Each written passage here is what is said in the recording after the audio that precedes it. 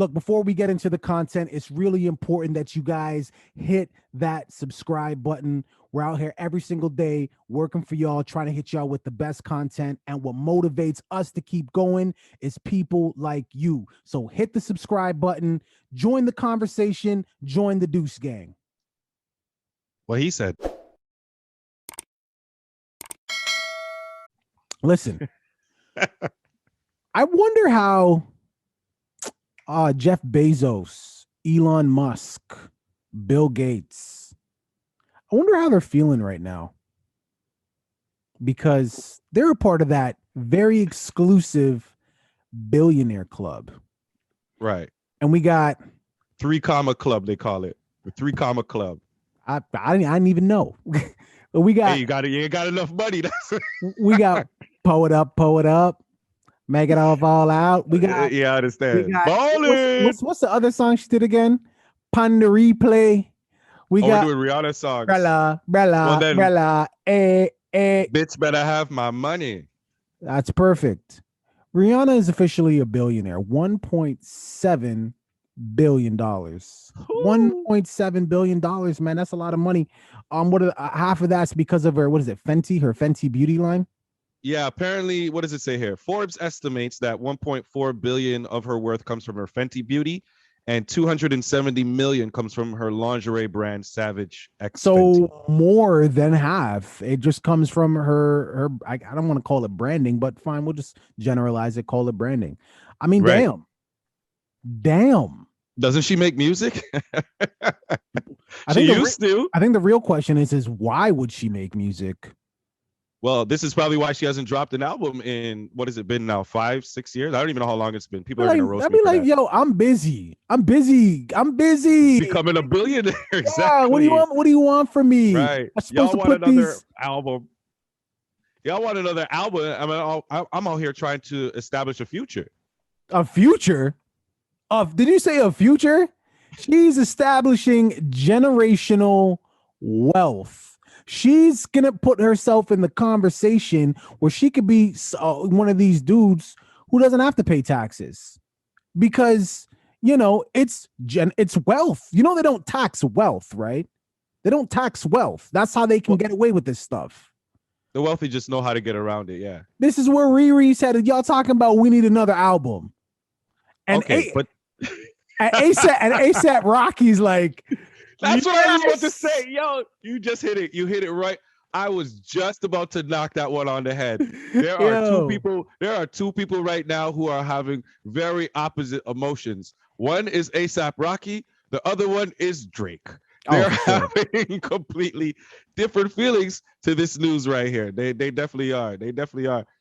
But I think the craziest part about this, and the part that I wanted to kind of talk about on this one, is the fact that she's a billionaire, and very little of this money came from the career that she started in, which was music. A lot of people like to stay in one field and not really want to expand or anything like that. And she went out and tried something a little bit different and ended up becoming a billionaire on it. Why do you feel like more artists don't try to diversify, and why they just stick to music? Because it's been 5 years since she dropped an album. She just strictly focused on this. Artists do want to diversify. Artists do want to do more than music, but in their mind, it's about them being approached. Like, a lot of artists don't want to do that ground up shit. You understand what I'm saying? Because it's a lot of work. Like a picture, an artist, well, you make music, so being an independent artist is hard as shit. Right. So now you want them to go, not you, but now generally you want them to go and try to start another brand and ground up. No, like they want to get approached with some sort of a brand deal. You know what I mean? And then basically they want to hand it to them. Pretty much. That's what I think. That's what I think. Well, this shows what happens when you're willing to work, people, ladies and gentlemen, when you don't just want something right away and within the next few years, and you're willing to actually sacrifice. Because let's be real here. This was a sacrifice for her. Her career was music. She could always go back to that or whatever. But I'm pretty sure in order to make all of this money, she probably had to do a lot of work. She probably had to put in a lot of hours. And she also had to give up some of her equity, right? Because she only owns about 50% of the company. Right. Right. We come from what is known as the Screwface capital, Toronto. Well, not Toronto, but Ontario.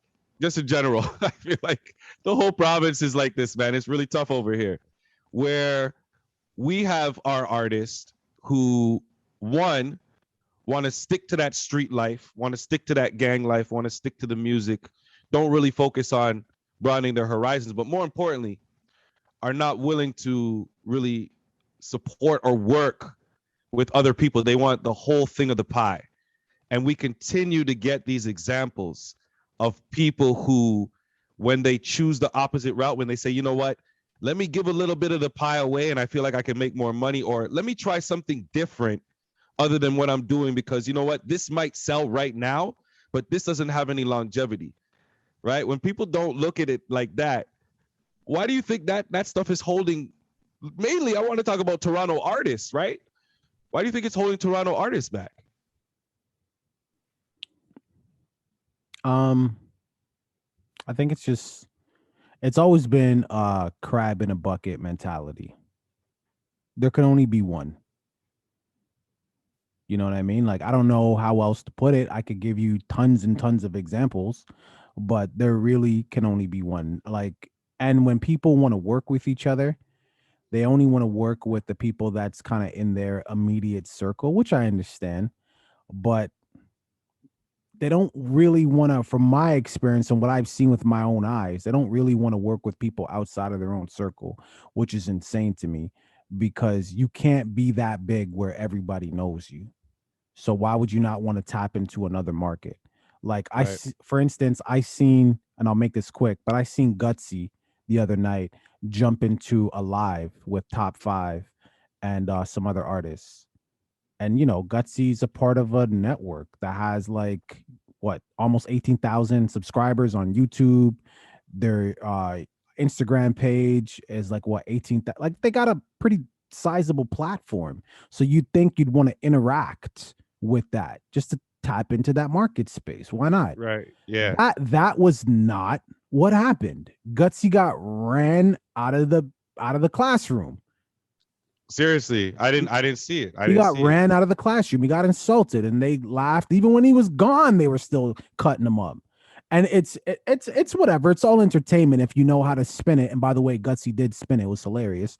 But Right. he made the most of it, and that's what you got to do. But it's to that end. You understand what I'm saying? Like, people will work with other people, but only in their immediate circle. And to a point, I can understand that, because you can't just let anyone in.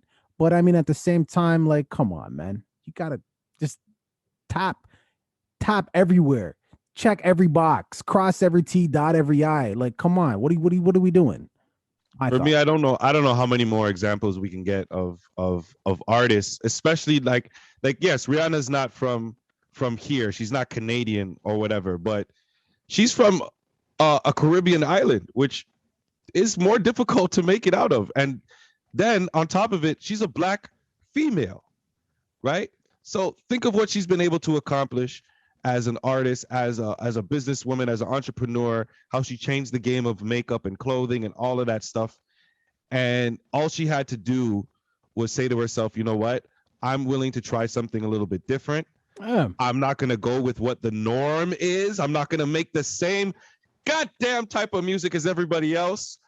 But also, I'm going to try different with my business. I'm not going to try to make the same makeup as everybody else. I'm not going to make the same clothes as everybody else. I'm going to go my own route and struggle for a little bit. And maybe it's difficult, but at the end of the day, I know I'm going to win. And I'm also going to have people on my team. I'm going to trust people outside of my immediate circle who may know more than me, who may be willing or able to open more doors.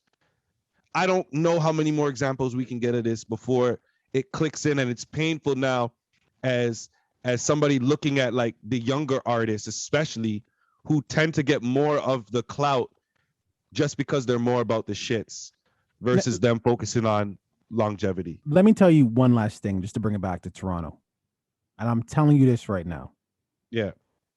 If there was one rapper or singer or whatever you call these dudes that just kind of like are in between, that use the auto tune and they're all over the place, rapping, singing, whatever you want to call them.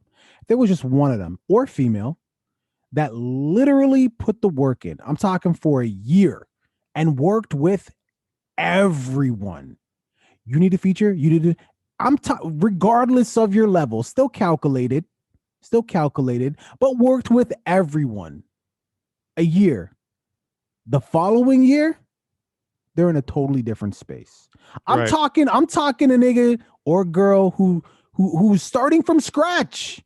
0 followers on Instagram, none of that, but just willing to work with everyone. Again, calculated.